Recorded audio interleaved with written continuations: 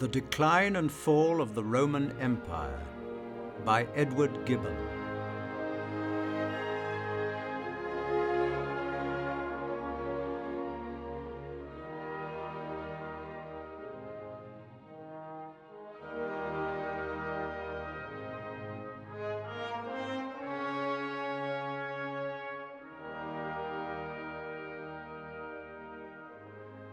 In the 2nd century of the Christian era, the Empire of Rome comprehended the fairest part of the earth and the most civilized portion of mankind. The frontiers of that extensive monarchy were guarded by ancient renown and disciplined valor. The gentle but powerful influence of laws and manners had gradually cemented the union of the provinces. Their peaceful inhabitants enjoyed and abused the advantages of wealth and luxury. The image of a free constitution was preserved with decent reverence. The Roman Senate appeared to possess the sovereign authority and devolved on the emperors all the executive powers of government. During a happy period, AD 98 to 180, of more than fourscore years, the public administration was conducted by the virtue and abilities of Nerva, Trajan, Hadrian, and the two Antonines. It is the design of this to describe the prosperous condition of their empire, and afterwards, from the death of Marcus Antoninus, to deduce the most important circumstances of its decline and fall. A revolution which will ever be remembered and is still felt by the nations of the earth. The principal conquests of the Romans were achieved under the Republic, and the emperors, for the most part, were satisfied with preserving those dominions which had been acquired by the policy of the Senate, the active emulation of the consuls, and the martial enthusiasm of the people. The 7 first centuries were filled with a rapid succession of triumphs, but it was reserved for Augustus to relinquish the ambitious design of subduing the whole earth, and to introduce a spirit of moderation into the public councils. Inclined to peace by his temper and situation, it was easy for him to discover that Rome, in her present exalted situation, had much less to hope than to fear from the chance of arms, and that in the prosecution of remote wars, the undertaking became every day more difficult, the event more doubtful, and the possession more precarious and least beneficial. On the death of Augustus, his testament was publicly read in the Senate. He bequeathed, as a valuable legacy to his successors, the advice of confining the empire within those limits which nature seemed to have placed as its permanent bulwarks and boundaries. On the west, the Atlantic Ocean, the Rhine and Danube on the north, the Euphrates on the east, and towards the south, the sandy deserts of Arabia and Africa. Happily for the repose of mankind, the moderate system recommended by the wisdom of Augustus was adopted by the fears and vices of his immediate successors. Engaged in the pursuit of pleasure, or in the exercise of tyranny, the first Caesars seldom showed themselves to the armies or to the provinces. Nor were they disposed to suffer that those triumphs which their indolence neglected should be usurped by the conduct and valor of their lieutenants.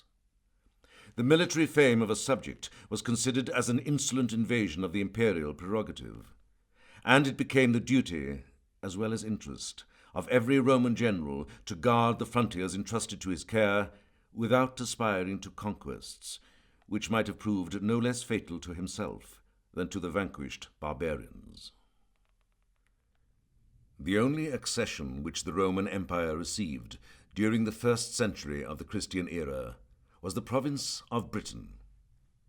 In this single instance, the successors of Caesar and Augustus were persuaded to follow the example of the former, rather than the precept of the latter. The proximity of its situation to the coast of Gaul seemed to invite their arms.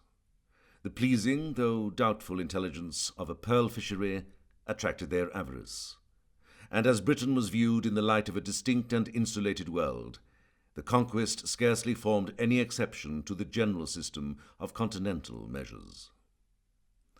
After a war of about 40 years, undertaken by the most stupid, maintained by the most dissolute, and terminated by the most timid of all the emperors, the far greater part of the island submitted to the Roman yoke.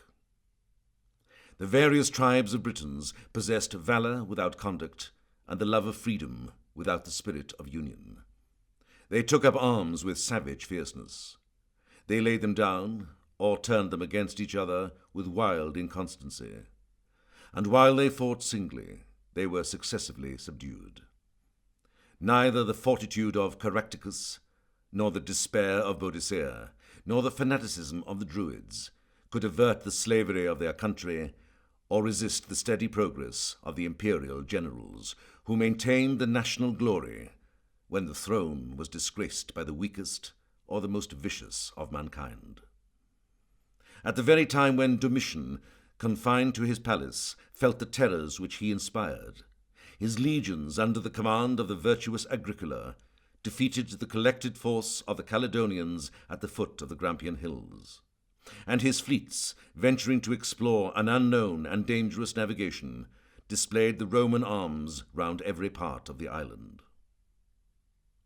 Such was the state of the Roman frontiers, and such the maxims of imperial policy, from the death of Augustus to the accession of Trajan. That virtuous and active prince had received the education of a soldier and possessed the talents of a general.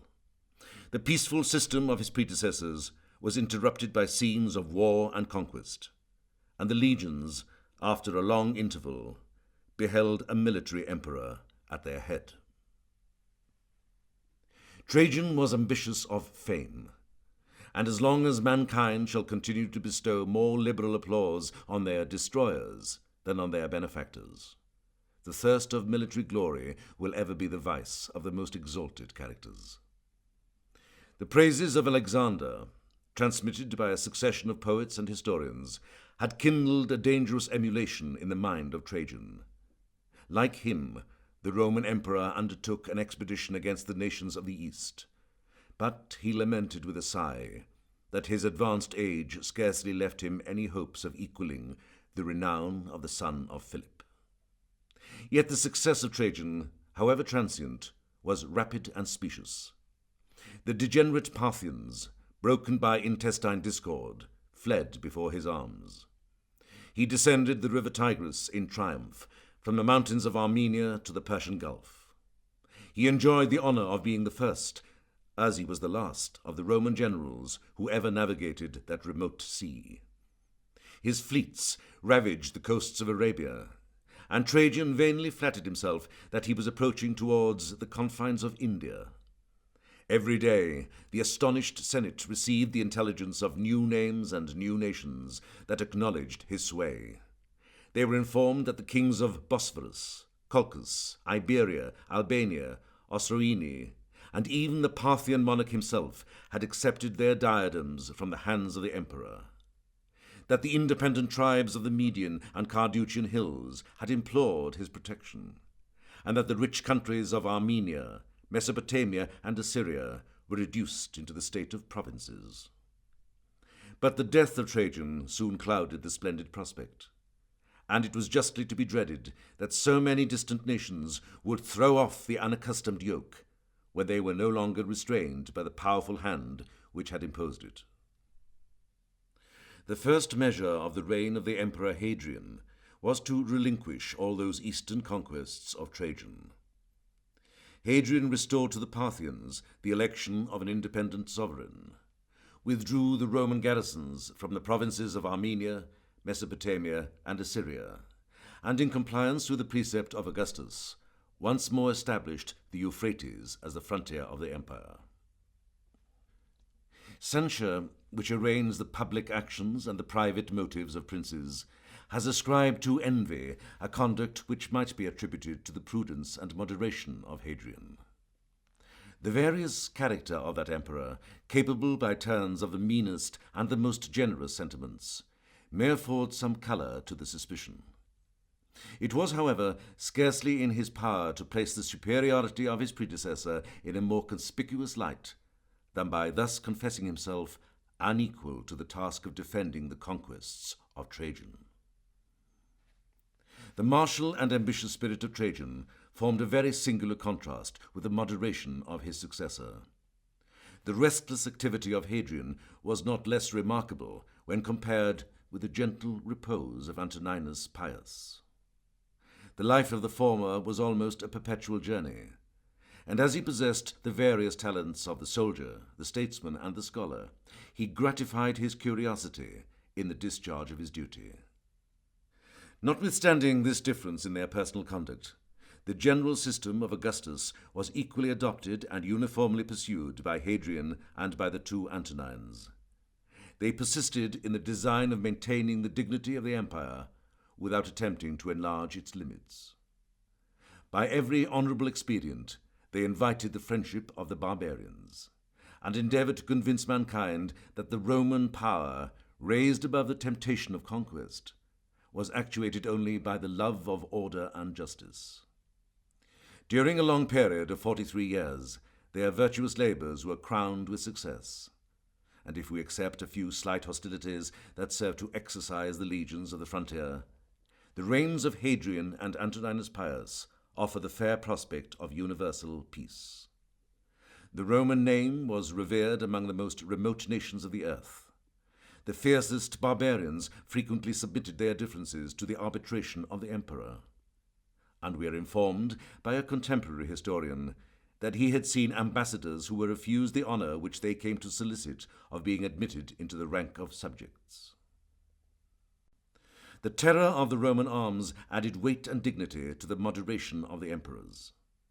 They preserved peace by a constant preparation for war, and while justice regulated their conduct, they announced to the nations on their confines that they were as little disposed to endure as to offer an injury. The military strength, which it had been sufficient for Hadrian and the elder Antoninus to display, was exerted against the Parthians and the Germans by the emperor Marcus.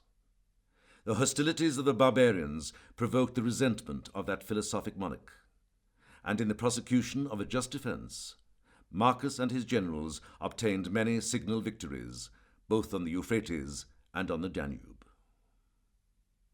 The military establishment of the Roman Empire, which thus assured either its tranquility or success, will now become the proper and important object of our attention. In the purer ages of the Commonwealth, the use of arms was reserved for those ranks of citizens who had a country to love, a property to defend, and some share in enacting those laws which it was their interest as well as duty to maintain. But in proportion as the public freedom was lost in extent of conquest, war was gradually improved into an art and degraded into a trade. The legions themselves, even at the time when they were recruited in the most distant provinces, were supposed to consist of Roman citizens. That distinction was generally considered either as a legal qualification or as a proper recompense for the soldier. But a more serious regard was paid to the essential merit of age, strength, and military stature. After every qualification of property had been laid aside, the armies of the Roman emperors were still commanded for the most part by officers of a liberal birth and education. But the common soldiers, like the mercenary troops of modern Europe, were drawn from the meanest and very frequently from the most profligate of mankind. That public virtue, which among the ancients was denominated patriotism, is derived from a strong sense of our own interest in the preservation and prosperity of the free government of which we are members. Such a sentiment, which had rendered the legions of the Republic almost invincible, could make but a very feeble impression on the mercenary servants of a despotic prince, and it became necessary to supply that defect by other motives of a different but not less forcible nature, honor and religion. The peasant or mechanic imbibed the useful prejudice that he was advanced to the more dignified profession of arms, in which his rank and reputation would depend on his own valor, and that although the prowess of a private soldier must often escape the notice of fame, his own behavior might sometimes confer glory or disgrace on the company, the legion, or even the army to whose honours he was associated. On his first entrance into the service, an oath was administered to him, with every circumstance of solemnity.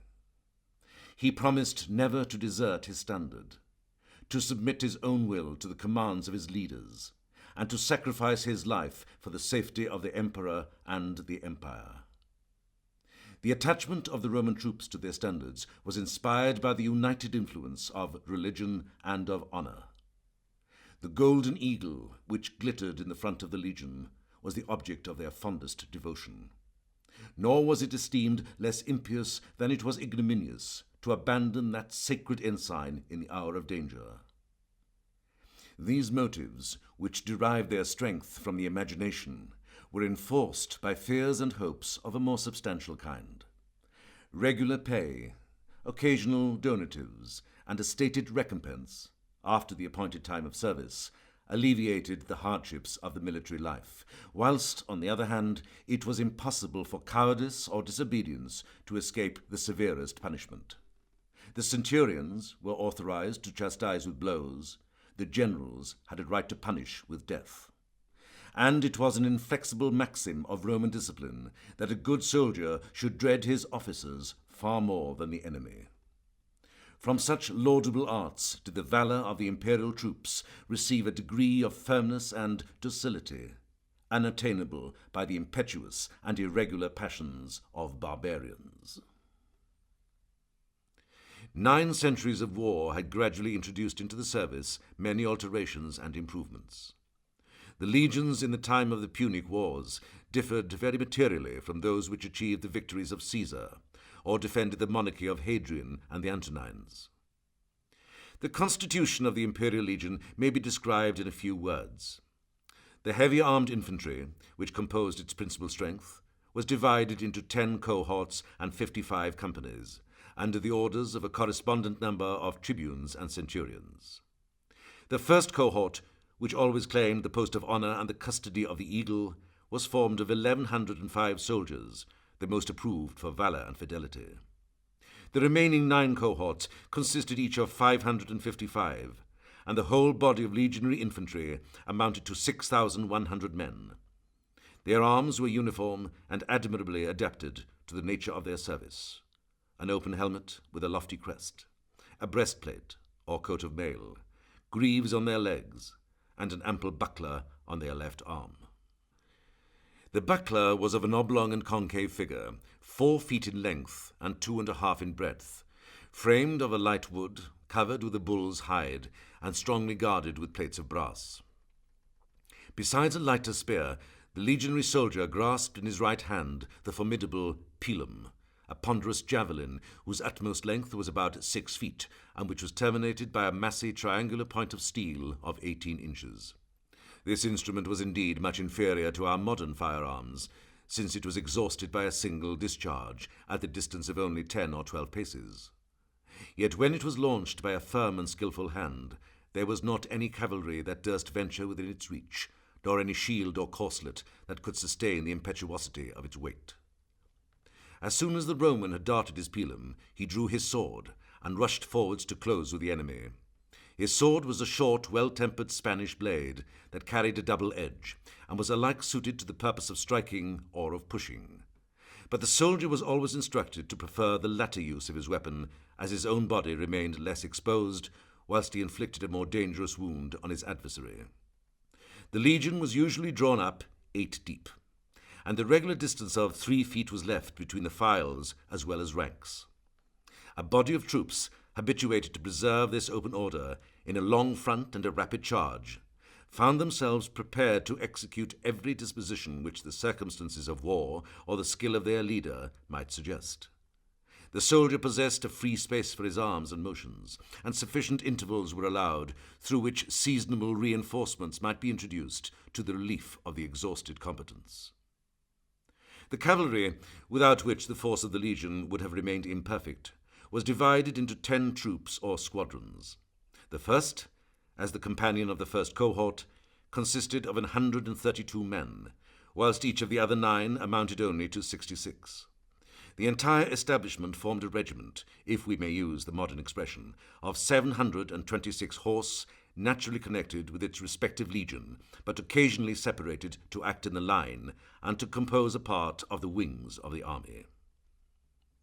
The cavalry of the emperors was no longer composed, like that of the ancient republic, of the noblest youths of Rome and Italy, who by performing their military service on horseback prepared themselves for the offices of senator and consul, and solicited, by deeds of valour, the future suffrages of their countrymen. Since the alteration of manners and government, the most wealthy of the equestrian order were engaged in the administration of justice and of the revenue, and whenever they embraced the profession of arms, they were immediately entrusted with a troop of horse or a cohort of foot. Trajan and Hadrian formed their cavalry from the same provinces and the same class of their subjects, which recruited the ranks of the legion. The horses were bred, for the most part, in Spain or Cappadocia. The Roman troopers despised the complete armour with which the cavalry of the East was encumbered. Their most useful arms consisted in a helmet, an oblong shield, light boots, and a coat of mail. A javelin and a long broadsword were their principal weapons of offence. The use of lances and of iron maces they seem to have borrowed from the barbarians. The safety and honour of the empire were principally entrusted to the legions, but the policy of Rome condescended to adopt every useful instrument of war. Considerable levies were regularly made among the provincials, who had not yet deserved the honourable distinction of Romans. Many dependent princes and communities, dispersed round the frontiers, were permitted for a while to hold their freedom and security by the tenure of military service. Even select troops of hostile barbarians were frequently compelled or persuaded to consume their dangerous valour in remote climates and for the benefit of the state. All these were included under the general name of auxiliaries, and howsoever they might vary according to the difference of times and circumstances, their numbers were seldom much inferior to those of the legions themselves. Nor was the legion destitute of what, in modern language, would be styled a train of artillery. It consisted in 10 military engines of the largest and 55 of a smaller size, but all of which, either in an oblique or horizontal manner, discharged stones and darts with irresistible violence. The camp of a Roman legion presented the appearance of a fortified city. As soon as the space was marked out, the pioneers carefully levelled the ground and removed every impediment that might interrupt its perfect regularity. Its form was an exact quadrangle, and we may calculate that a square of about 700 yards was sufficient for the encampment of 20,000 Romans, though a similar number of our own troops would expose to the enemy a front of more than treble that extent. In the midst of the camp, the praetorium, or general's quarters, rose above the others. The cavalry, the infantry, and the auxiliaries occupied their respective stations. The streets were broad and perfectly straight, and a vacant space of 200 feet was left on all sides between the tents and the rampart. The rampart itself was usually 12 feet high, armed with a line of strong and intricate palisades, and defended by a ditch of 12 feet in depth as well as in breadth. This important labour was performed by the hands of the legionaries themselves, to whom the use of the spade and the pickaxe was no less familiar than that of the sword or pilum. Active valour may often be the present of nature, but such patient diligence can be the fruit only of habit and of discipline. Whenever the trumpet gave the signal of departure, the camp was almost instantly broke up, and the troops fell into their ranks without delay or confusion. Beside their arms, which the legionaries scarcely considered as an encumbrance, they were laden with their kitchen furniture, the instruments of fortification, and the provision of many days. Under this weight, which would oppress the delicacy of a modern soldier, they were trained by a regular step to advance in about 6 hours, near 20 miles. On the appearance of an enemy, they threw aside their baggage, and by easy and rapid evolutions converted the column of march into an order of battle. The slingers and archers skirmished in the front. The auxiliaries formed the first line and were seconded or sustained by the strength of the legions. The cavalry covered the flanks, and the military engines were placed in the rear. Such were the arts of war by which the Roman emperors defended their extensive conquests and preserved a military spirit, at a time when every other virtue was oppressed by luxury and despotism. If, in the consideration of their armies, we pass from their discipline to their numbers, we shall not find it easy to define them with any tolerable accuracy. We may compute, however, that the legion, which was itself a body of 6,831 Romans, might, with its attendant auxiliaries, amount to about 12,500 men. The peace establishment of Hadrian and his successors was composed of no less than 30 of these formidable brigades, and most probably formed a standing force of 375,000 men. Instead of being confined within the walls of fortified cities, which the Romans considered as the refuge of weakness or pusillanimity, the legions were encamped on the banks of the great rivers and along the frontiers of the barbarians. The navy maintained by the emperors might seem inadequate to their greatness, but it was fully sufficient for every useful purpose of government. The ambition of the Romans was confined to the land, nor was that warlike people ever actuated by the enterprising spirit which had prompted the navigators of Tyre, of Carthage, and even of Marseille to enlarge the bounds of the world and to explore the most remote coasts of the ocean. To the Romans, the ocean remained an object of terror rather than of curiosity. The whole extent of the Mediterranean, after the destruction of Carthage and the extirpation of the pirates, was included within their provinces. The policy of the emperors was directed only to preserve the peaceful dominion of that sea and to protect the commerce of their subjects. The empire was above 2,000 miles in breadth, from the wall of Antoninus and the northern limits of Dacia to Mount Atlas and the Tropic of Cancer. That it extended in length more than 3,000 miles from the Western Ocean to the Euphrates. That it was situated in the finest part of the temperate zone, between the 24th and 56th degrees of northern latitude, and that it was supposed to contain above 1,600,000 square miles, for the most part of fertile and well-cultivated land.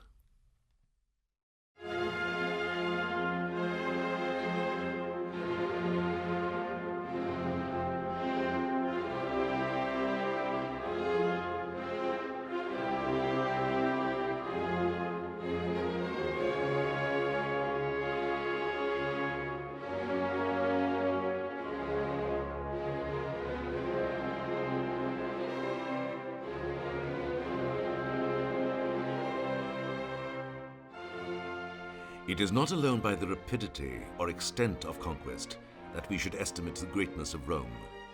The sovereign of the Russian deserts commands a larger portion of the globe.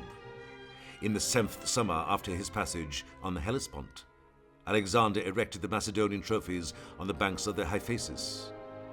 Within less than a century, the irresistible Zingis and the Mughal princes of his race spread their cruel devastations and transient empire from the Sea of China to the confines of Egypt and Germany. But the firm edifice of Roman power was raised and preserved by the wisdom of ages.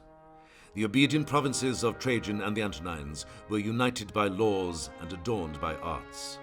They might occasionally suffer from the partial abuse of delegated authority, but the general principle of government was wise, simple, and beneficent. They enjoyed the religion of their ancestors, whilst in civil honours and advantages they were exalted by just degrees to an equality with their conquerors.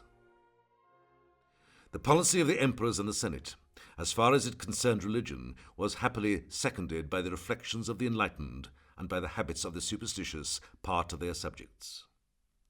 The various modes of worship which prevailed in the Roman world were all considered by the people as equally true, by the philosopher as equally false, and by the magistrate as equally useful. And thus toleration produced not only mutual indulgence, but even religious concord. The deities of 1,000 groves and 1,000 streams possessed in peace their local and respective influence, nor could the Roman who deprecated the wrath of the Tiber deride the Egyptian who presented his offering to the beneficent genius of the Nile. The visible powers of nature, the planets and the elements, were the same throughout the universe. The invisible governors of the moral world were inevitably cast in a similar mould of fiction and allegory. Every virtue and even vice acquired its divine representative. every art and profession its patron, whose attributes in the most distant ages and countries were uniformly derived from the character of their peculiar votaries. A republic of gods of such opposite tempers and interest required in every system the moderating hand of a supreme magistrate, who by the progress of knowledge and flattery was gradually invested with the sublime perfections of an eternal parent and an omnipotent monarch. Such was the mild spirit of antiquity, that the nations were less attentive to the difference than to the resemblance of their religious worship. The Greek, the Roman, and the barbarian, as they met before their respective altars, easily persuaded themselves that under various names and with various ceremonies they adored the same deities. The elegant mythology of Homer gave a beautiful and almost irregular form to the polytheism of the ancient world. Rome, the capital of a great monarchy, was incessantly filled with subjects and strangers from every part of the world, who all introduced and enjoyed the favourite superstitions of their native country. Every city in the empire was justified in maintaining the purity of its ancient ceremonies, and the Roman Senate, using the common privilege, sometimes interposed to check this inundation of foreign rites. Rome gradually became the common temple of her subjects, and the freedom of the city was bestowed on all the gods of mankind. The narrow policy of preserving without any foreign mixture the pure blood of the ancient citizens had checked the fortune and hastened the ruin of Athens and Sparta. The aspiring genius of Rome sacrificed vanity to ambition, and deemed it more prudent as well as honourable to adopt virtue and merit for her own, wheresoever they were found, among slaves or strangers, enemies or barbarians. During the most flourishing era of the Athenian Commonwealth, the number of citizens gradually decreased from about 30 to 21,000. If, on the contrary, we study the growth of the Roman Republic, we may discover that, notwithstanding the incessant demands of wars and colonies, the citizens who, in the first census of Servius Tullius, amounted to no more than 83,000, were multiplied before the commencement of the social war to the number of 463,000 men able to bear arms in the service of their country. Till the privileges of Romans had been progressively extended to all the inhabitants of the empire, an important distinction was preserved between Italy and the provinces. The former was esteemed the centre of public unity and the firm basis of the constitution. Italy claimed the birth, or at least the residence, of the emperors and the Senate. The estates of the Italians were exempt from taxes, their persons from the arbitrary jurisdiction of governors. Their municipal corporations, formed after the perfect model of the capital, were entrusted under the immediate eye of the supreme power with the execution of the laws. From the foot of the Alps to the extremity of Calabria, all the natives of Italy were born citizens of Rome. Their partial distinctions were obliterated, and they insensibly coalesced into one great nation, united by language, manners, and civil institutions, and equal to the weight of a powerful empire. The Republic gloried in her generous policy, and was frequently rewarded by the merit and services of her adopted sons. Had she always confined the distinction of Romans to the ancient families within the walls of the city, that immortal name would have been deprived of some of its noblest ornaments. Virgil was a native of Mantua. Horace was inclined to doubt whether he should call himself an Apulian or a Lucanian. It was in Padua that an historian was found worthy to record the majestic series of Roman victories. The patriot family of the Catos emerged from Tusculum, and the little town of Arpinum claimed the double honour of producing Marius and Cicero, the former of whom deserved, after Romulus and Camillus, to be styled the third founder of Rome, and the latter, after saving his country from the designs of Catiline, enabled her to contend with Athens for the palm of eloquence. The provinces of the empire were destitute of any public force or constitutional freedom. In Etruria, in Greece, and in Gaul, it was the first care of the Senate to dissolve those dangerous confederacies which taught mankind that as the Roman arts prevailed by division, they might be resisted by union. Those princes whom the ostentation of gratitude or generosity permitted for a while to hold a precarious sceptre were dismissed from their thrones as soon as they had performed their appointed task of fashioning to the yoke the vanquished nations. The free states and cities which had embraced the cause of Rome were rewarded with a nominal alliance and insensibly sunk into real servitude. The public authority was everywhere exercised by the ministers of the Senate and of the emperors, and that authority was absolute and without control. But the same salutary maxims of government which had secured the peace and obedience of Italy were extended to the most distant conquests. A nation of Romans was gradually formed in the provinces by the double expedient of introducing colonies and of admitting the most faithful and deserving of the provincials to the freedom of Rome. Yet even in the age of the Antonines, when the freedom of the city had been bestowed on the greater number of their subjects, it was still accompanied with very solid advantages.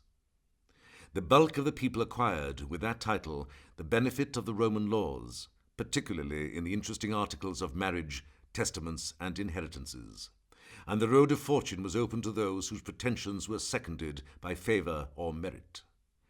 The grandsons of the Gauls, who had besieged Julius Caesar in Alesia, commanded legions, governed provinces, and were admitted into the Senate of Rome. Their ambition, instead of disturbing the tranquillity of the state, was intimately connected with its safety and greatness. So sensible were the Romans of the influence of language over national manners, that it was their most serious care to extend, with the progress of their arms, the use of the Latin tongue. The ancient dialects of Italy, the Sabine, the Etruscan, and the Venetian, sunk into oblivion. But in the provinces, the East was less docile than the West, to the voice of its victorious preceptors. This obvious difference marked the two portions of the empire with a distinction of colours, which, though it was in some degree concealed during the meridian splendour of prosperity, became gradually more visible as the shades of night descended upon the Roman world. The western countries were civilized by the same hands which subdued them. As soon as the barbarians were reconciled to obedience, their minds were open to any new impressions of knowledge and politeness. The language of Virgil and Cicero, though with some inevitable mixture of corruption, was so universally adopted in Africa, Spain, Gaul, Britain, and Pannonia, that the faint traces of the Punic or Celtic idioms were preserved only in the mountains or among the peasants. The situation of the Greeks was very different from that of the barbarians. The former had been long since civilized and corrupted. They had too much taste to relinquish their language, and too much vanity to adopt any foreign institutions. Still preserving the prejudices after they had lost the virtues of their ancestors, they affected to despise the unpolished manners of the Roman conquerors, whilst they were compelled to respect their superior wisdom and power. Nor was the influence of the Grecian language and sentiments confined to the narrow limits of that once celebrated country. Their empire, by the progress of colonies and conquests, had been diffused from the Hadriatic to the Euphrates and the Nile. Asia was covered with Greek cities, and the long reign of the Macedonian kings had introduced a silent revolution into Syria and Egypt. In their pompous courts, those princes united the elegance of Athens with the luxury of the East, and the example of the court was imitated at an humble distance by the higher ranks of their subjects. Such was the general division of the Roman Empire into the Latin and Greek languages. To these we may add a third distinction for the body of the natives in Syria, and especially in Egypt.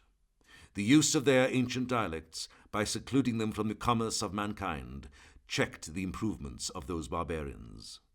The slothful effeminacy of the former exposed them to the contempt. The sullen ferociousness of the latter excited the aversion of the conquerors. Those nations had submitted to the Roman power, but they seldom desired or deserved the freedom of the city. And it was remarked that more than 230 years elapsed after the ruin of the Ptolemies before an Egyptian was admitted into the Senate of Rome. It was by such institutions that the nations of the empire insensibly melted away into the Roman name and people. But there still remained in the centre of every province and of every family an unhappy condition of men who endured the weight without sharing the benefits of society. In the free states of antiquity, the domestic slaves were exposed to the wanton rigor of despotism. The perfect settlement of the Roman Empire was preceded by ages of violence and rapine. The slaves consisted, for the most part, of barbarian captives, taken in thousands by the chance of war, purchased at a vile price, accustomed to a life of independence, and impatient to break and to revenge their fetters. Against such internal enemies, whose desperate insurrections had more than once reduced the Republic to the brink of destruction, the most severe regulations and the most cruel treatment seemed almost justified by the great law of self-preservation. But when the principal nations of Europe, Asia, and Africa were united under the laws of one sovereign, the source of foreign supplies flowed with much less abundance, and the Romans were reduced to the milder but more tedious method of propagation. In their numerous families, and particularly in their country estates, they encouraged the marriage of their slaves. The sentiments of nature, the habits of education, and the possession of a dependent species of property contributed to alleviate the hardships of servitude. The existence of a slave became an object of greater value, and though his happiness still depended on the temper and circumstances of the master, the humanity of the latter, instead of being restrained by fear, was encouraged by the sense of his own interest. The progress of manners was accelerated by the virtue or policy of the emperors, and by the edicts of Hadrian and the Antonines, the protection of the laws was extended to the most abject part of mankind. The jurisdiction of life and death over the slaves, a power long exercised and often abused, was taken out of private hands and reserved to the magistrates alone. The subterraneous prisons were abolished, and upon a just complaint of intolerable treatment, the injured slave obtained either his deliverance or a less cruel master. The number of subjects who acknowledged the laws of Rome, of citizens, of provincials, and of slaves, cannot now be fixed with such a degree of accuracy as the importance of the object would deserve. We are informed that when the Emperor Claudius exercised the office of censor, he took an account of 6,945,000 Roman citizens, who with a proportion of women and children must have amounted to about 20 millions of souls. The multitude of subjects of an inferior rank was uncertain and fluctuating. But after weighing with attention every circumstance which could influence the balance, it seems probable that there existed in the time of Claudius about twice as many provincials as there were citizens, of either sex and of every age, and that the slaves were at least equal in number to the free inhabitants of the Roman world. The total amount of this imperfect calculation would rise to about 120 millions of persons, a degree of population which possibly exceeds that of modern Europe, and forms the most numerous society that has ever been united under the same system of government. Domestic peace and union were the natural consequences of the moderate and comprehensive policy embraced by the Romans. If we turn our eyes towards the monarchies of Asia, we shall behold despotism in the centre and weakness in the extremities, the collection of the revenue or the administration of justice enforced by the presence of an army, hostile barbarians established in the heart of the country, hereditary satraps usurping the dominion of the provinces, and subjects inclined to rebellion, though incapable of freedom. But the obedience of the Roman world was uniform, voluntary, and permanent. The vanquished nations, blended into one great people, resigned the hope, nay, even the wish, of resuming their independence, and scarcely considered their own existence as distinct from the existence of Rome. The established authority of the emperors pervaded, without an effort, the wide extent of their dominions, and was exercised with the same facility on the banks of the Thames or of the Nile as on those of the Tiber. The legions were destined to serve against the public enemy, and the civil magistrate seldom required the aid of a military force. In this state of general security, the leisure as well as opulence, both of the prince and people, were devoted to improve and to adorn the Roman Empire. It was scarcely possible that the eyes of contemporaries should discover in the public felicity the latent causes of decay and corruption. This long peace and the uniform government of the Romans introduced a slow and secret poison into the vitals of the empire. The minds of men were gradually reduced to the same level. The fire of genius was extinguished, and even the military spirit evaporated. The natives of Europe were brave and robust. Spain, Gaul, Britain, and Illyricum supplied the legions with excellent soldiers and constituted the real strength of the monarchy. Their personal valor remained, but they no longer possessed that public courage which is nourished by the love of independence, the sense of national honor, the presence of danger, and the habit of command. They received laws and governors from the will of their sovereign and trusted for their defense to a mercenary army. The posterity of their boldest leaders was contented with the rank of citizens and subjects. The most aspiring spirits resorted to the court or standard of the emperors, and the deserted provinces, deprived of political strength or union, insensibly sunk into the languid indifference of private life. The sublime Longinus, who in somewhat a later period, and in the court of a Syrian queen, preserved the spirit of ancient Athens, observes and laments this degeneracy of his contemporaries, which debased their sentiments, enervated their courage, and depressed their talents.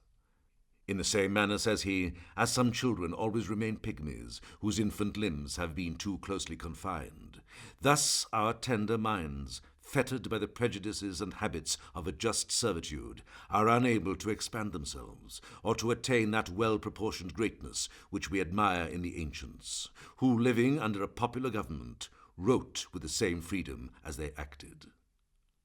This diminutive stature of mankind, if we pursue the metaphor, was daily sinking below the old standard, and the Roman world was indeed peopled by a race of pygmies, when the fierce giants of the north broke in and mended the puny breed. They restored a manly spirit of freedom, and after the revolution of 10 centuries, freedom became the happy parent of taste and science.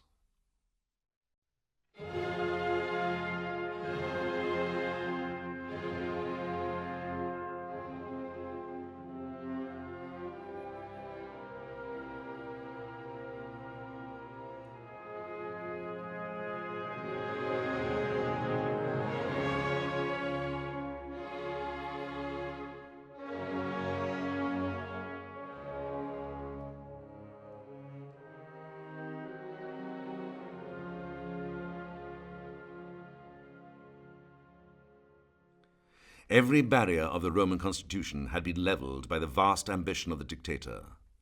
Every fence had been extirpated by the cruel hand of the triumvir. After the victory of Actium, the fate of the Roman world depended on the will of Octavianus, surnamed Caesar by his uncle's adoption, and afterwards Augustus by the flattery of the Senate.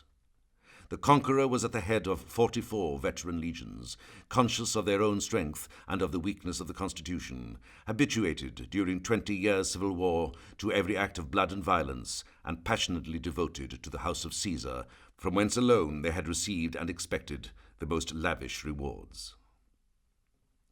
The provinces, long oppressed by the ministers of the Republic, sighed for the government of a single person who would be the master, not the accomplice, of those petty tyrants. The people of Rome, viewing with a secret pleasure the humiliation of the aristocracy, demanded only bread and public shows, and were supplied with both by the liberal hand of Augustus. The rich and polite Italians, who had almost universally embraced the philosophy of Epicurus, enjoyed the present blessings of ease and tranquillity, and suffered not the pleasing dream to be interrupted by the memory of their old tumultuous freedom. With its power, the Senate had lost its dignity. Many of the most noble families were extinct. The republicans of spirit and ability had perished in the field of battle or in the proscription.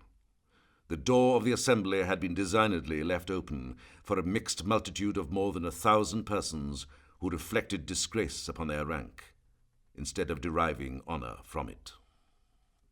The reformation of the Senate was one of the first steps in which Augustus laid aside the tyrant and professed himself the father of his country. He was elected censor, and in concert with his faithful Agrippa, he examined the list of the senators, expelled a few members whose vices or whose obstinacy required a public example, persuaded near 200 to prevent the shame of an expulsion by a voluntary retreat, raised the qualification of a senator to about £10,000, created a sufficient number of patrician families, and accepted for himself the honorable title of Prince of the Senate, which had always been bestowed by the censors on the citizen the most eminent for his honours and services. But whilst he thus restored the dignity, he destroyed the independence of the Senate. The principles of a free constitution are irrecoverably lost when the legislative power is nominated by the executive. Amidst this confusion of sentiments, the answer of the Senate was unanimous and decisive. They refused to accept the resignation of Augustus. They conjured him not to desert the Republic, which he had saved. After a decent resistance, the crafty tyrant submitted to the orders of the Senate, and consented to receive the government of the provinces and the general command of the Roman armies under the well-known names of proconsul and imperator. But he would receive them only for 10 years. Even before the expiration of that period, he hoped that the wounds of civil discord would be completely healed, and that the Republic, restored to its pristine health and vigour, would no longer require the dangerous interposition of so extraordinary a magistrate. The memory of this comedy, repeated several times during the life of Augustus, was preserved to the last ages of the empire by the peculiar pomp with which the perpetual monarchs of Rome always solemnized the 10th years of their reign. From what has been already observed in the first chapter of this work, some notion may be formed of the armies and provinces thus entrusted to the ruling hand of Augustus. But as it was impossible that he could personally command the legions of so many distant frontiers, he was indulged by the Senate, as Pompey had already been, in the permission of devolving the execution of his great office on a sufficient number of lieutenants. In rank and authority, these officers seemed not inferior to the ancient proconsuls, but their station was dependent and precarious. They received and held their commissions at the will of a superior, to whose auspicious influence the merit of their action was legally attributed. They were the representatives of the emperor. The emperor alone was the general of the Republic, and his jurisdiction, civil as well as military, extended over all the conquests of Rome. Augustus obtained an important privilege, which rendered him master of Rome and Italy. By a dangerous exception to the ancient maxims, he was authorized to preserve his military command, supported by a numerous body of guards, even in time of peace, and in the heart of the capital. His command, indeed, was confined to those citizens who were engaged in the service by the military oath. But such was the propensity of the Romans to servitude, that the oath was voluntarily taken by the magistrates, the senators, and the equestrian order, till the homage of flattery was insensibly converted into an annual and solemn protestation of fidelity. To these accumulated honours, the policy of Augustus soon added the splendid as well as important dignities of supreme pontiff and of censor. By the former he acquired the management of the religion, and by the latter a legal inspection over the manners and fortunes of the Roman people. If so many distinct and independent powers did not exactly unite with each other, the complaisance of the Senate was prepared to supply every deficiency by the most ample and extraordinary concessions. The emperors, as the first ministers of the Republic, were exempted from the obligation and penalty of many inconvenient laws. They were authorized to convoke the Senate, to make several motions in the same day, to recommend candidates for the honors of the state, to enlarge the bounds of the city, to employ the revenue at their discretion, to declare peace and war, to ratify treaties. And by a most comprehensive clause, they were empowered to execute whatsoever they should judge advantageous to the empire and agreeable to the majesty of things private or public, human or divine. The system of the imperial government, as it was instituted by Augustus and maintained by those princes who understood their own interest and that of the people, may be defined an absolute monarchy disguised by the forms of a commonwealth. The masters of the Roman world surrounded their throne with darkness, concealed their irresistible strength, and humbly professed themselves the accountable ministers of the Senate, whose supreme decrees they dictated and obeyed. In the consideration of the imperial government, we have frequently mentioned the artful founder and his well-known title of Augustus, which was not, however, conferred upon him till the edifice was almost completed. The obscure name of Octavianus he derived from a mean family in the little town of Aricia. It was proposed in the Senate to dignify their minister with a new appellation, and after a very serious discussion, That of Augustus was chosen, among several others, as being the most expressive of the character of peace and sanctity which he uniformly affected. Augustus was therefore a personal, Caesar a family distinction. The former should naturally have expired with the prince on whom it was bestowed, and however the latter was diffused by adoption and female alliance, Nero was the last prince who could allege any hereditary claim to the honours of the Julian line. But at the time of his death, the practice of a century had inseparably connected those appellations with the imperial dignity, and they have been preserved by a long succession of emperors, Romans, Greeks, Franks, and Germans, from the fall of the Republic to the present time. A distinction was, however, soon introduced. The sacred title of Augustus was always reserved for the monarch, whilst the name of Caesar was more freely communicated to his relations, and from the reign of Hadrian at least, was appropriated to the second person in the state, who was considered as the presumptive heir of the empire. The tender respect of Augustus for a free constitution which he had destroyed can only be explained by an attentive consideration of the character of that subtle tyrant.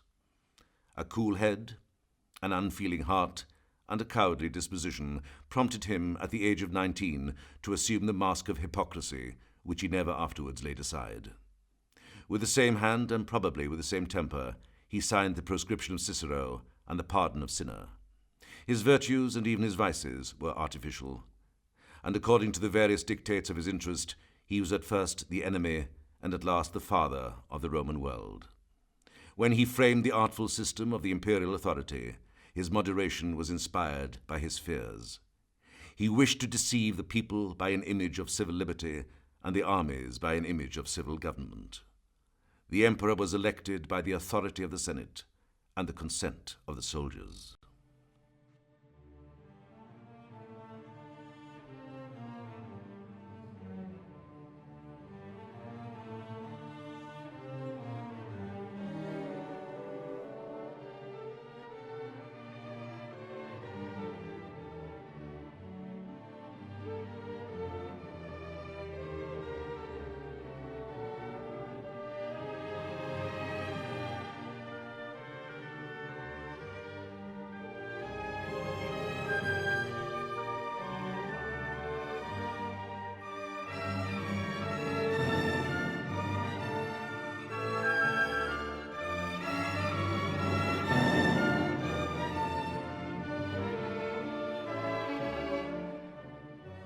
Gibbon dwells only briefly on the successors to Augustus. Between the reign of the first emperor and that of Antoninus Pius in AD 138, Rome suffered at the hands of a variety of emperors, whom Gibbon calls monsters.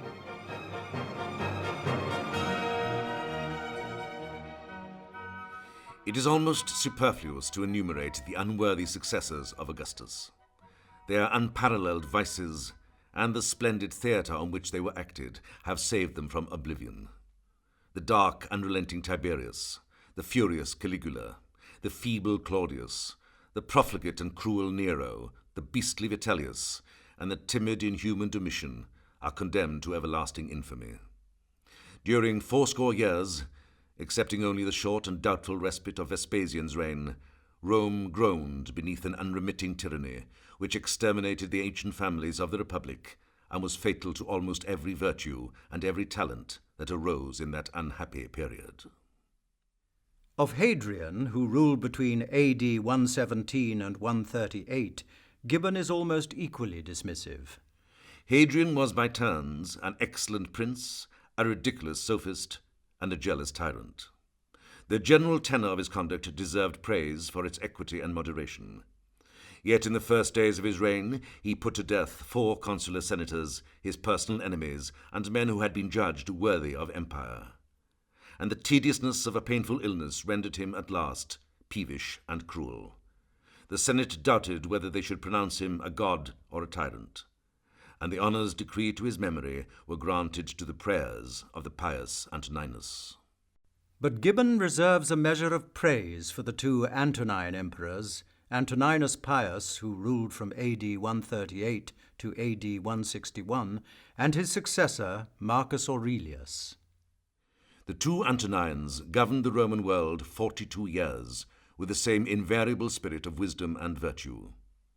Although Pius had two sons, he preferred the welfare of Rome to the interest of his family, gave his daughter Faustina in marriage to young Marcus, obtained from the Senate the tribunician and proconsular powers, and with a noble disdain, or rather ignorance of jealousy, associated him to all the labours of government. Marcus, on the other hand, revered the character of his benefactor, loved him as a parent, obeyed him as a sovereign, and after he was no more, regulated his own administration by the example and maxims of his predecessor. Their united reigns are possibly the only period of history in which the happiness of a great people was the sole object of government. But the rule of Marcus Aurelius was clouded by his indulgence towards his wife Faustina, who Gibbon tells us took many lovers, and his son and future emperor Commodus. The monstrous vices of the son have cast a shade on the purity of the father's virtues. It has been objected to Marcus that he sacrificed the happiness of millions to a fond partiality for a worthless boy, and that he chose a successor in his own family rather than in the Republic. Nothing, however, was neglected by the anxious father and by the men of virtue and learning whom he summoned to his assistance to expand the narrow mind of young Commodus, to correct his growing vices, and to render him worthy of the throne for which he was designed.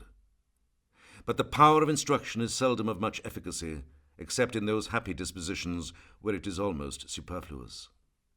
The distasteful lesson of a grey philosopher was in a moment obliterated by the whisper of a profligate favourite, and Marcus himself blasted the fruits of this laboured education by admitting his son at the age of 14 or 15 to a full participation of the imperial power.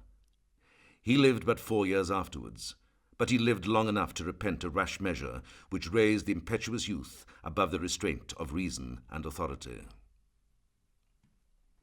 The beloved son of Marcus succeeded, AD 180, to his father, amidst the acclamations of the Senate and armies, and when he ascended the throne, the happy youth saw around him neither competitor to remove nor enemies to punish.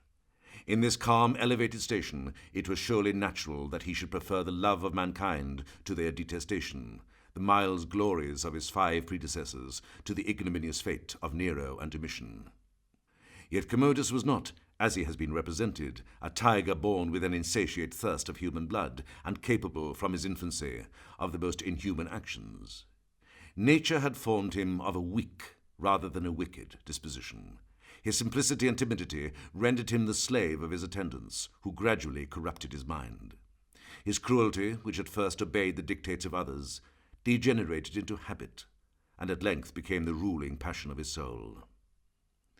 During the 3 first years of his reign, the forms and even the spirit of the old administration were maintained by those faithful counsellors to whom Marcus had recommended his son, and for whose wisdom and integrity Commodus still entertained a reluctant esteem. The young prince and his profligate favourites revelled in all the licence of sovereign power, but his hands were yet unstained with blood, and he had even displayed a generosity of sentiment which might perhaps have ripened into solid virtue. A fatal incident decided his fluctuating character. One evening, AD 183, as the emperor was returning to the palace through a dark and narrow portico in the amphitheatre, an assassin who waited his passage rushed upon him with a drawn sword, loudly exclaiming, "The Senate sends you this." The menace prevented the deed. The assassin was seized by the guards and immediately revealed the authors of the conspiracy. It had been formed not in the state, but within the walls of the palace. Lucilla, the emperor's sister and widow of Lucius Verus, impatient of the second rank and jealous of the reigning empress, had armed the murderer against her brother's life. She had not ventured to communicate the black design to her second husband, Claudius Pompeianus, a senator of distinguished merit and unshaken loyalty. But among the crowd of her lovers, for she imitated the manners of Faustina, she found men of desperate fortunes and wild ambition, who were prepared to serve her more violent as well as her tender passions. The conspirators experienced the rigour of justice, and the abandoned princess was punished, first with exile, and afterwards with death. But the words of the assassin sunk deep into the mind of Commodus, and left an indelible impression of fear and hatred against the whole body of the Senate. Those whom he had dreaded as importunate ministers, he now suspected as secret enemies. Suspicion was equivalent to proof, trial to condemnation. The execution of a considerable senator was attended with the death of all who might lament or revenge his fate. And when Commodus had once tasted human blood, he became incapable of pity or remorse.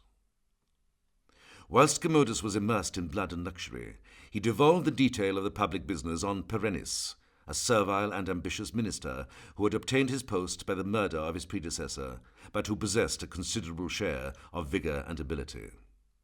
By acts of extortion and the forfeited estates of the nobles sacrificed to his avarice, he had accumulated an immense treasure. The Praetorian guards were under his immediate command, and his son, who already discovered a military genius, was at the head of the Illyrian legions.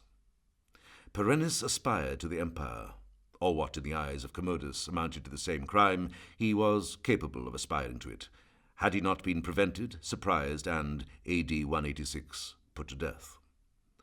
The fall of a minister is a very trifling incident in the general history of the empire, but it was hastened by an extraordinary circumstance which proved how much the nerves of discipline were already relaxed. The legions of Britain, discontented with the administration of Perennis, formed a deputation of 1,500 select men with instructions to march to Rome and lay their complaints before the emperor. These military petitioners, by their own determined behaviour, by inflaming the divisions of the guards, by exaggerating the strength of the British army, and by alarming the fears of Commodus, exacted and obtained the minister's death as the only redress of their grievances. This presumption of a distant army, and their discovery of the weakness of government, was a sure presage of the most dreadful convulsions. Suspicious princes often promote the last of mankind from the vain persuasion that those who have no dependence except on their favour will have no attachment except to the person of their benefactor. Cleander, the successor of Perennis, was a Phrygian by birth, of a nation over whose stubborn but servile temper blows only could prevail. He had been sent from his native country to Rome in the capacity of a slave. As a slave he entered the imperial palace, rendered himself useful to his master's passions, and rapidly ascended to the most exalted station which a subject could enjoy. His influence over the mind of Commodus was much greater than that of his predecessor, for Cleander was devoid of any ability or virtue which could inspire the emperor with envy or distrust. Avarice was the reigning passion of his soul and the great principle of his administration. The rank of consul, of patrician, of senator was exposed to public sale, and it would have been considered as disaffection if anyone had refused to purchase these empty and disgraceful honours with the greatest part of his fortune. In the lucrative provincial employments, the minister shared with the governor the spoils of the people. The execution of the laws was venal and arbitrary. A wealthy criminal might obtain not only the reversal of the sentence by which he was justly condemned, but might likewise inflict whatever punishment he pleased on the accuser, the witnesses, and the judge. By these means, Cleander, in the space of 3 years, had accumulated more wealth than had ever yet been possessed by any freedman. Commodus was perfectly satisfied with the magnificent presents which the artful courtier laid at his feet in the most seasonable moments. To divert the public envy, Cleander, under the emperor's name, erected baths, porticos, and places of exercise for the use of the people. He flattered himself that the Romans, dazzled and amused by this apparent liberality, would be less affected by the bloody scenes which were daily exhibited. Pestilence and famine contributed to fill up the measure of the calamities of Rome. The first could be only imputed to the just indignation of the gods. But, AD 189, a monopoly of corn, supported by the riches and power of the minister, was considered as the immediate cause of the second. The popular discontent, after it had long circulated in whispers, broke out in the assembled circus. The people quitted their favourite amusements for the more delicious pleasure of revenge, rushed in crowds towards a palace in the suburbs, one of the emperor's retirements, and demanded with angry clamours the head of the public enemy.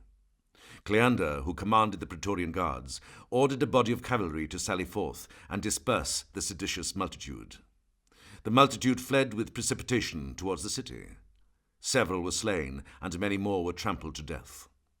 But when the cavalry entered the streets, their pursuit was checked by a shower of stones and darts from the roofs and windows of the houses. The foot guards, who had been long jealous of the prerogatives and insolence of the Praetorian cavalry, embraced the party of the people. The tumult became a regular engagement and threatened a general massacre. The Praetorians at length gave way, oppressed with numbers, and the tide of popular fury returned with redoubled violence against the gates of the palace, where Commodus lay, dissolved in luxury and alone unconscious of the civil war. It was death to approach his person with the unwelcome news. He would have perished in this supine security had not two women, his elder sister Fadilla and Marcia, the most favoured of his concubines, ventured to break into his presence. Bathed in tears and with dishevelled hair, they threw themselves at his feet, and with all the pressing eloquence of fear, discovered to the affrighted emperor the crimes of the minister, the rage of the people, and the impending ruin which in a few minutes would burst over his palace and person. Commodus started from his dream of pleasure and commanded that the head of Cleander should be thrown out to the people. The desired spectacle instantly appeased the tumult, and the son of Marcus might even yet have regained the affection and confidence of his outraged subjects. But every sentiment of virtue and humanity was extinct in the mind of Commodus. Whilst he thus abandoned the reins of empire to these unworthy favourites, he valued nothing in sovereign power except the unbounded license of indulging his sensual appetites. His hours were spent in a seraglio of 300 beautiful women, and as many boys, of every rank and of every province. And wherever the arts of seduction proved ineffectual, the brutal lover had recourse to violence. The ancient historians have expatiated on these abandoned scenes of prostitution, which scorned every restraint of nature or modesty. But it would not be easy to translate their too faithful descriptions into the decency of modern language. The intervals of lust were filled up with the basest amusements. The influence of a polite age and the labour of an attentive education had never been able to infuse into his rude and brutish mind the least tincture of learning, and he was the first of the Roman emperors totally devoid of taste for the pleasures of the understanding. Nero himself excelled, or affected to excel, in the elegant arts of music and poetry. Nor should we despise his pursuits had he not converted the pleasing relaxation of a leisure hour into the serious business and ambition of his life. But Commodus, from his earliest infancy, discovered an aversion to whatever was rational or liberal, and a fond attachment to the amusements of the populace, the sports of the circus and amphitheatre, the combats of gladiators, and the hunting of wild beasts. His cruelty proved at last fatal to himself. He had shed with impunity the noblest blood of Rome. He perished as soon as he was dreaded by his own domestics. Marcia, his favourite concubine, Eclectus, his chamberlain, and Letus, his praetorian prefect, alarmed by the fate of their companions and predecessors, resolved to prevent the destruction which every hour hung over their heads, either from the mad caprice of the tyrant or the sudden indignation of the people. Marcia seized the occasion of presenting a draught of wine to her lover, after he had fatigued himself with hunting some wild beasts. Commodus retired to sleep, but whilst he was labouring with the effects of poison and drunkenness, a robust youth, by profession a wrestler, entered his chamber and strangled him without resistance. The body was secretly conveyed out of the palace before the least suspicion was entertained in the city or even in the court of the emperor's death. Such was the fate of the son of Marcus, and so easy was it to destroy a hated tyrant, who by the artificial powers of government had oppressed during 13 years so many millions of subjects, each of whom was equal to their master in personal strength and personal abilities. The measures of the conspirators were conducted with a deliberate coolness and celerity which the greatness of the occasion required. They resolved instantly to fill the vacant throne with an emperor whose character would justify and maintain the action that had been committed. They fixed on Pertinax, prefect of the city, an ancient senator of consular rank, whose conspicuous merit had broke through the obscurity of his birth and raised him to the first honours of the state. He had successively governed most of the provinces of the empire, and in all his great employments, military as well as civil, he had uniformly distinguished himself by the firmness, the prudence, and the integrity of his conduct. He now remained almost alone of the friends and ministers of Marcus, and when, at a late hour of the night, he was awakened with the news that the chamberlain and the prefect were at his door, He received them with intrepid resignation and desired they would execute their master's orders. Instead of death, they offered him the throne of the Roman world. During some moments he distrusted their intentions and assurances. Convinced at length of the death of Commodus, he accepted the purple with a sincere reluctance, the natural effect of his knowledge both of the duties and of the dangers of the supreme rank. Pertinax succeeded as emperor on January the 1st, AD 193, but his reign was to be short-lived. For despite his immediate demonstration of a determination to return the office of emperor to an honest, just nobility, his accession displeased one crucial sector of Rome, the Praetorian Guards.